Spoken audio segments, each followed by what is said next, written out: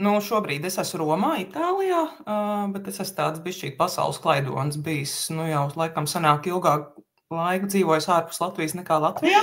Bet kur jūs tad iemācījāties sēņot? Nu, kā jau katrs latvietis normālais ar opīšiem un vecākiem ejot kopā, nu, tev parāda, kas un kā, un man tā kā es jūtos tādu pilnīgi piederīgu Smiltenes pusē, jo man tur ir vecvecāku māja, un es diezgan daudz laika pavadīju ar viņiem bērnībā, un tad viņi bija tie mācītāji. Bet labi, tad sēņošana, bet jūs tad esat turpinājis sēņot, dzīvojot arī Vācijā un tagad Itālijā?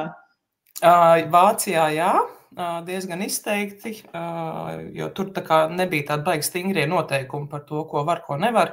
Un Itālijā es tad nesen tieši šo tēmu bija runa, jo es tā kā šausmīgi gribēju doties, man patīk doties pārgājienos, un es pamanīju, ka mans parastais turismu gids, viņam tur Instagramā parādās viņa sēņas lasījuši, un es domāju, kur var? Un tad izrādās, ka viņiem ir lai teikt, Lazio Romas rajonā lasīt sēņas, ir jāaiziet 12 stundu apmācība, certifikāts jādabū, un citā tev nav licences.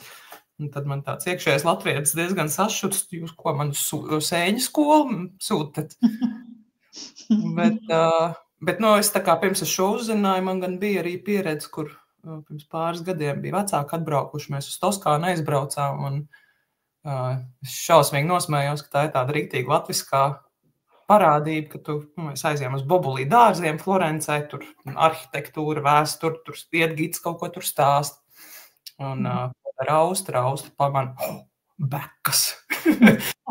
Bekas, un mēs reāli pielasījām tādu maisiņu, jo, kā tu atstāsi, Par šito es šausmīgi nosmējos. Man vēl tagad tāds bildi telefonā, kur man mamma stāv tāda priecīga dzīvība, sēņas. Man ir bijusi tāda reize, kur es šausmīgi pievīlos, jo aizgāju, kāds vai draugiem uztaisīt vienu tādu ēdienu ar sēnēm starptautiskai grupai, un aizgāju pirkt bekas un baravikas uz tādu veikalu, kas ir, nezinu, Latvijā, kas būtu Stokmans, varbūt kaut kas līdzīgs, kur viss tāds ļoti kvalitīvs un dārgs un tā. Un sapērku bekas ar milzu prieku, bet tādas, ka vēl saknīt. Viņi nevis tā kā nogriezt, bet viņi ir izrauti. Un atnāk mājās ar savu beku maizi, domāju, kas man te tūlīt pēdienu būs. Un tā, ka tu attaisi vaļā, tur puse tārpiem. Es biju tik nikni, ka es tam veikalam Twitterī uzrakstīju, kā jūs šitā tārpainas bekas. Vērtams, vai ne? Jā. Neviens latvietis tādus no mežā ārā nenestu. Kā tad itāļi, tā kā jums ir itāļi draugi, kas iet sēņot, viņi traki sēņotāji arī, ja tas ir tāds vairāk nišu lieta?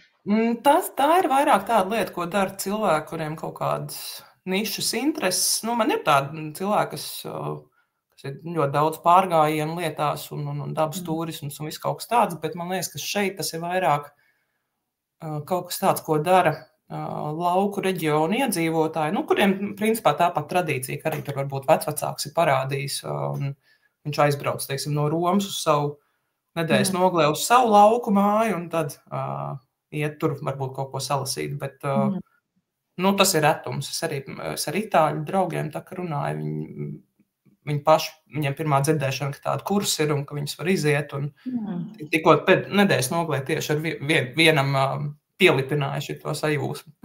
Es nodarbojos ar sēņu propagandu arī. Un tad jums vēl nav savas sēņu vietas atrastas? Nav. Un tāpēc es arī gribu tos kursus, tāpēc, ka šitā ir lieta, ko gan es esmu piefiksējis, ka es aizbraucu kaut kur pārgājienā, man tā, ka man Latvijā, ka es eju sēnēs, man tāds sajūta, ka man deguns saka priekšā, kur kas ir.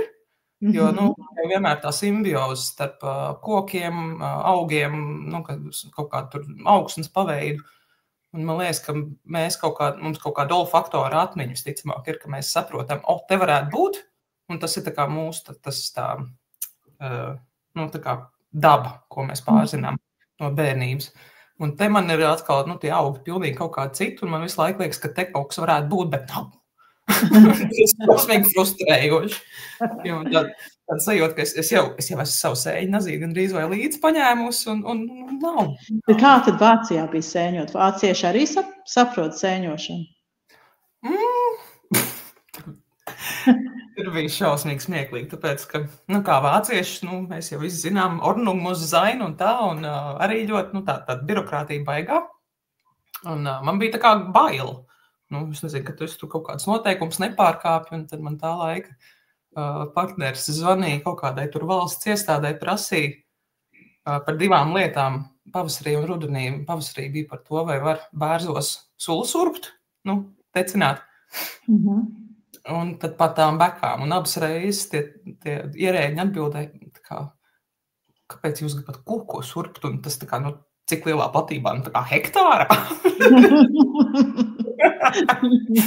Un es par šito šausmīgi smējos, ka varbūt tad nabaga vācu ierēģi liekas, ka tur viens kaut kāda mega urbies un tā kā saurps visus tos kokus.